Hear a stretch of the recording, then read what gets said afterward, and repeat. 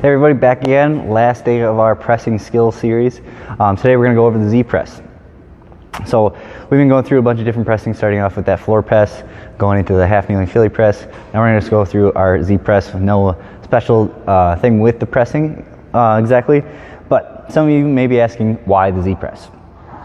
So the reason why we want to do the ZPress, again, the ZPress is feet are straight out in front of us.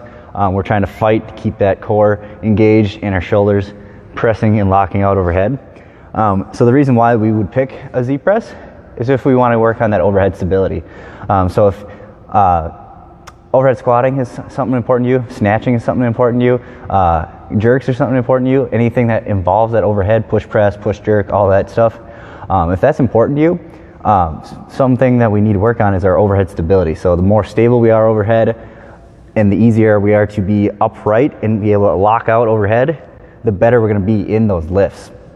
So that's one reason I would argue to use a ZPress. So with this ZPress, we have our legs straight out in front of us.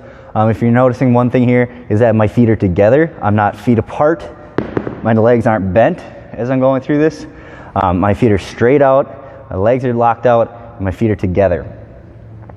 And then from the side view, we want to make sure we're not slouching down when we're pressing through this. We want to be opening up, pinching those shoulder blades together like we always do, and having that tall torso. So we don't want to be leaning over, and we don't want to be leaning back. So if I'm going through this press here, just like normal, we have those elbows in front, neutral grip. We're pressing up and overhead, and I'm finishing trying to push my head through that window. So I'm not trying to lean away and press, because that's not our overhead stability. So that's not a good lockout position for our overhead squats, snatch catch, jerk catch, anything like that. We want to be pressing and locking out, head through the window, holding that and being in that good overhead position, being able to lock out. This is also going to be a high demand on our hip flexors because we have to stay really far upright, and you're going to feel that right in your hip flexors.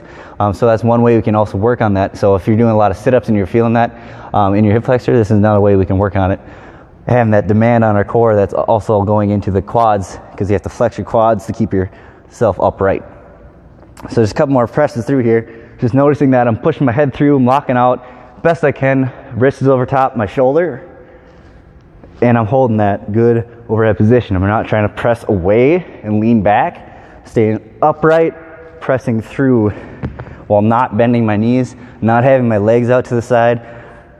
It's not compensating there because we want that core demand as well in that ZPress. So when you're picking your pressing variations, ZPress, you're going to probably have to lower the weight because it's one of the more demanding and challenging movements we do because of that core and hip flexor demand, and also because of that overhead lockout position in that leg out ZPress style. So practice that one at home. If you want to get better at your overhead stability, this is a great exercise for you.